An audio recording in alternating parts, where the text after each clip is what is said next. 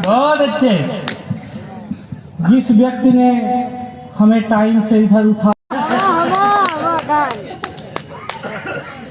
ये सफेदी देख रहे हैं आप, ये इसीलिए है। पहले आते ही बताया ये लाइटें मेरे लिए ही लगवाई गई हैं। हाँ, दरअसल वहाँ हूँ, बोली जैसे बतासे में फूटे टिड्डा घुसा हुआ। कोई दिक्कत नहीं है। मैं आपको बता दूं, मैं बहुत टैलेंटेड आदमी हूँ और मेरे अंदर टैलेंट कूट कूट के भरा है। हाँ, अरे दादा, कूट कूट के भरा, ये अलग बात है कि इतना कूट दिया गया है कि इस तरह हो गया। थोड़ा सा बढ़ा दे भाई। हाँ, मेरे कह में बढ़ा दे, फिर उसके बाद डायरेक्ट अखिलेश दादा कह में बढ़ाना। कम भी रहने दोगे तो कोई दिक्कत नहीं। हाँ, जैसे ही संजीव भैया का बहुत बहुत धन्यवाद है। उन्होंने मुझे फोन लगाया था, बोले बेटा मेरे छोटे भाई तुम आ जाओ, तुम तो यहीं रीवा के लोकल हो। तो मैं लोकल की तरह आ गया हूँ। हमारे पीछे सब स्टीडी बैठे हुए हैं। हाँ, मैं आप लोगों को घबराने की कोई ज़रूरत नहीं।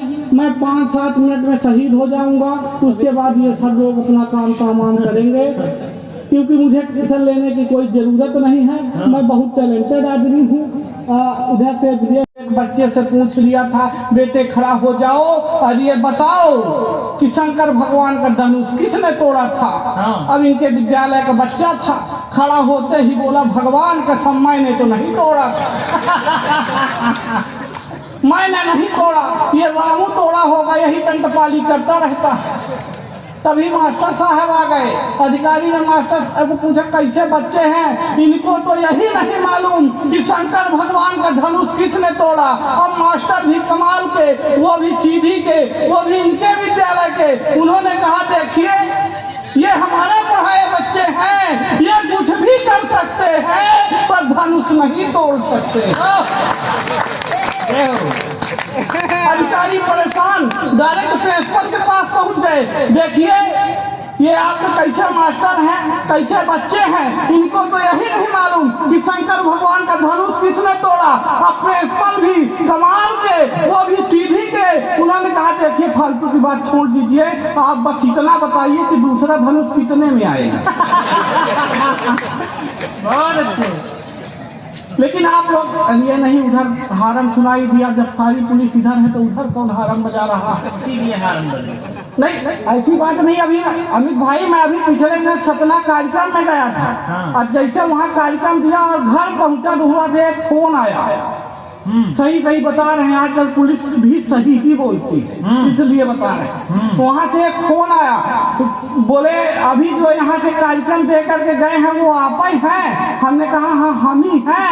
आपको क्या दिक्कत? बोले मुझे दिक्कत उक्कत कुछ नहीं है, जिससे आप बात कर रहे हैं फोन से उसे आप अपने मुंह में डाल लीजिए। मैं घबरा गया। कुछ देर बाद पुलिस को फोन लगाया। मैंने कहा आदरणीय, अभी एक फोन आया था और मैं घबराया हुआ हूँ। उन्होंने कहा क्या कहा, क्यों घबराए हुए हैं? मैंने कहा कि उन्होंने कहा कि आप अपना फोन मुंह में डाल लीजिए। उन्होंने, पुलिस वाले भाई साहब ने कहा कितनी देर हो गई? मैंने कहा आधे घंटे हुए हैं। बोले अब निकाल लीजिए, नहीं मर जाएंगे।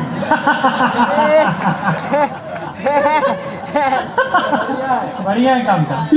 इतना सब सही होता है। आप लोग टेंशन लेने की कोई जरूरत नहीं। सारा टेंशन मैं अकेले ही लेकर के बैठा हूँ। हाँ, और आदरणीय राकेश भैया, टेंशन कब कहाँ कैसे आ जाए किसी को पता नहीं है। अब मेरे साथ घटित हुई घटना वो मैं सुना रहा हूँ। मैं कल बिल्कुल टेंशन नहीं था, रास्ते से जा रहा था, तभी एक लड़की ने मुझसे लिफ्ट मांगा। अब भाई साहब, मुझ जैसे खूबसूरत आदमी से किसी लड़की ने लिफ्ट मांगा, ये टेंशन की बात नहीं थी। वो जो गए रहा होगा। पर मैं बहुत अच्छा आदमी, मैंने उसे भाई साहब लिफ्ट दिया। और भाई साहब कुछ दूर जाने के बाद उसे चक्कर आने लगे। मुझे टेंशन हो गई। मैं सीधे उसे हॉस्पिटल लेकर पहुंचा। 10 मिनट बाद डॉक्टर आया, बोला बधाई हो भाई, आप बाप बनने वाले। मेरा मेडिकल चेकअप कराया गया, रिपोर्ट ये आई कि मैं तो कभी पापा नहीं बन सकता हूँ। बोले तुझे इतनी टेंशन तो तू मेरे घर आ। मैं इनके घर घर पहुंचने ही वाला था कि एक बच्चे से पूछ लिया, ब्रजेश जी का घर जानते हो? बोला यही बगल वाला है जहाँ से मियाँ बीवी की लड़ने की आवाज आ रही है। मैंने कहा तुम उन्हीं के बेटे? बोला इसी बात पे तो झगड़ा चल रहा है। बोलूं उससे पहले पलट कर उस लड़की ने ही तो जवाब दिया है। वो जवाब आपको अच्छा लगे तो मैं सिर्फ 1.5 मिनट के लिए फिर उसके बाद स्टार्ट हो जाऊंगा। स्वागत। उस लड़की ने क्या जवाब दिया दादा? हाँ। उस लड़की ने कहा जिसे तू कालिया कह रहा है ना, ये मुझे ऐसा नहीं मिला है। तो उसने पूछ लिया फिर कैसे मिला है? उसने बताया कि सालों तक पूजा पाठ जप तप किए मैंने, सालों तक पूजा पाठ जप तप किए मैंने, तब जाके मेरे लिए प्यार लेके आए हैं। दुनिया की नजरों में लायक न प्यार मेरा, फिर भी ये मेरे लिए यार लेके आए हैं। बहार लेके आए हैं, फुहार लेके आए हैं, फुहार लेके आए हैं, बहार लेके आए हैं, सावन ये वाली मनुहार लेके आए हैं। अब मेरे इस तप का तो यही परिणाम मिला, शनिदेव स्वयं अवतार लेके आए हैं। बहुत अच्छे, जय हो शनिदेव, जय हो। ये मान लीजिए कितना आसानी से वो मामला सेट नहीं हुआ। हाँ अभी मैं पिछले 6 महीने पहले ही निपटा हूँ, दिसंबर में महीने पहले। मैं आपको बता दूँ अभी जब मेरे शादी वाले आए थे तो जब मुझे देख करके जाने लगे तो मेरे पिताजी दौड़ कर आगे गए और बोले कि आप लोगों ने बिना कुछ जवाब दिए आगे कैसे जा रहे हैं। उन्होंने कहा देखिए मैंने लड़के को देख लिया है, अब आप इसे डॉक्टर को दिखाइए। पिताजी ने कहा देखिए शादी ब्याह लड़की और लड़के के संबंध हैं, आप लड़की को दिखाइए। लड़की देखने के लिए मुझे भाई साहब आई, आधे घंटे तक लड़की मुझे देखती रही, हम लड़की को देखते रहे। न लड़की हमसे कुछ बोल रही है न हम लड़की से कुछ बोल रहे हैं। आधे घंटे बाद लड़की हिम्मत करके मुझसे बोली, भाई साहब लड़का आपा ही है। आधा घंटा बाद भाई साहब लड़का आपा ही है। मैंने कहा हम ही हैं। उसने कहा कि जब हम आपसे शादी कर लेंगे, मान लीजिए उसमें भी मान लीजिए, मान लीजिए हम आपसे शादी कर लेंगे तो आप मुझे क्या मानेंगे? मैंने कहा जिंदगी। उसने कहा लानत है ऐसी जिंदगी पर जो आप। बहुत अच्छे। लेकिन आप लोग मत घबराइए। अभी आकांक्षा जी यहाँ से पढ़ करके गई हैं, बिल्कुल तेवर की तरह पंक्तियाँ पढ़ी हैं अपने तेवर में, दुर्गा माता की तरह। उसके बाद अमित भाई ने मुझे राक्षस की तरह यहाँ खड़ा किया। बहुत अच्छे। हाँ मान लीजिए दादा किसी तरह से मेरा ब्याह जब लगा इस कोरोना काल में, सब अपनी अपनी जिनका ब्याह नहीं हो पाया था कोरोना काल में, वो सब अपनी होने वाली पत्नी से वीडियो कॉल में बात कर रहे थे, मैं नहीं कर पाया।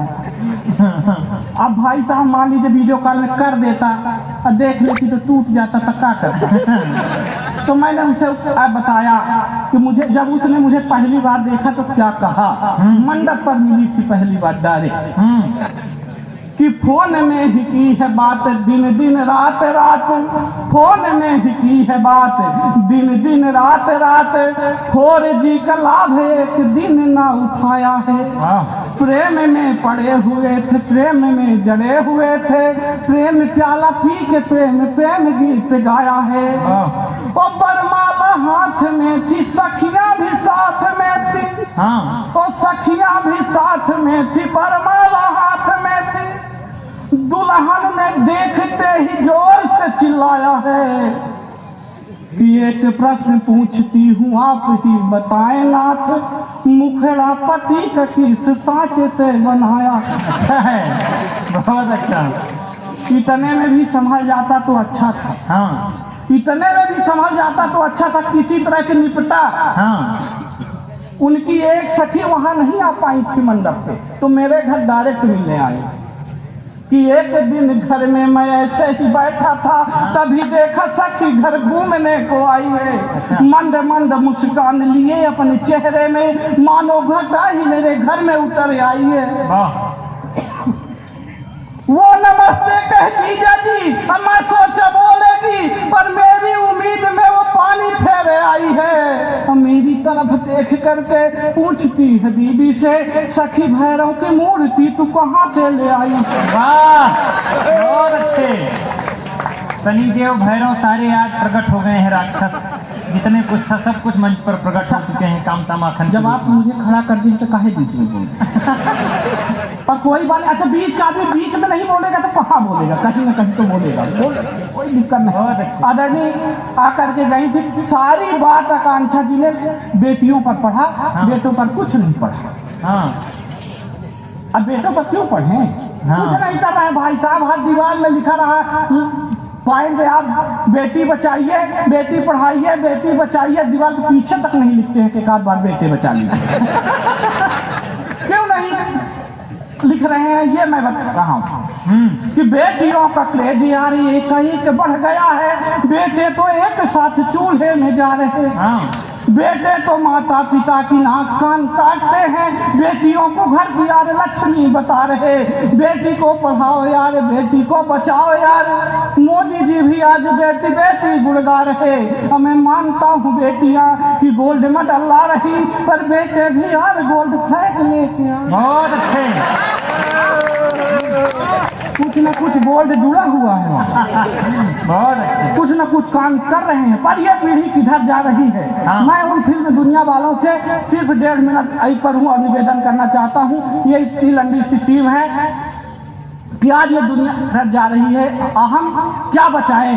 इन फिल्म दुनिया वालों से मेरा निवेदन सिर्फ इतना है कि तुम भारत को भारत रहने दो। तुम भारत को भारत रहने दो, नहीं से एडवांस करो जी। तुम भारत को भारत रहने दो, नहीं से एडवांस करो जी। तुम सिर्फ भारत के संस्कार बचा लो, नलुंगी डांस करो जी, नलुंगी डांस करो जी। शीला की ये भरी जवानी जान रहे हो तुम, ओए हनी सिंह पहचान रहे हो तुम। ये 2-4 बाटल के चक्कर में बस ओए होता है। यही तमाशा देख के घर का हर बच्चा यूं खोता है। भारत को न चीन न जापान न ये फ्रांस करो तुम सिर्फ भारत के संस्कार बचाओ, नलुंगी। बहुत अच्छे, बहुत अच्छे, बहुत अच्छे। आज हमारी बेटियों के साथ कुछ हो जाए तो यहाँ भगवान तक बचाने के लिए नहीं आते हो। तुमसे तेज जो मांगू न वो तुम तेज देते हो। अरे तुम खुद नहीं आते, दुशासन भेज देते हो। अरे तुम खुद नहीं आते, दुशासन भेज देते हो। तब कहना चाहता हूँ, आज सिर्फ 1.5 मिनट की एक रचना है। आज हमारे रहनुमाओं द्वारा आपने ये सुना होगा कि शहीदों की चिताओं में लगेंगे हर बरस मेले। शहीदों की चिताओं में लगेंगे हर बरस मेले। लेकिन मैंने तो नहीं देखा भाई साहब। तब मैं सवाल करना चाहता हूँ कि आज भी उनकी कब्र में यारो खेल रहे हैं ढेले। आज भी उनकी कब्र में यारो खेल रहे हैं ढेले। आज भी उनकी कब्र में यारो खेल रहे हैं ढेले। किस शहीद की कौन चिता पर कहाँ लगे हैं मेले? किस शहीद की कौन चिता पर कहाँ लगे हैं मेले? जिसने अपनी आन बान से इस धरती को सींचा, जिसने अपनी आन बान से इस धरती को सींचा। सुनसान सा लगता है बस उनका वही बगीचा। रोती है बस बेबस पत्नी चुपके हुए अकेले। किस शहीद की कौन चिता पर कहाँ लगे? कौन चिता पर कहाँ लगे हैं मेले? किसी ने अपनी आंख का तारा, किसी ने साथी खोया है। किसी ने अपनी आंख का तारा, किसी ने साथी खोया है। इन आंसू को अंदर रखकर फिर आंखों को धोया है। अरे जो भी मिलता इस सिस्टम में लूट रहे हैं चेले। किस शहीद की कौन चिता पर कहाँ लगे हैं? किस शहीद की कौन चिता पर कहाँ लगे हैं मेले? कभी रखे थे तुरबत में जाके सूखे फूल गए।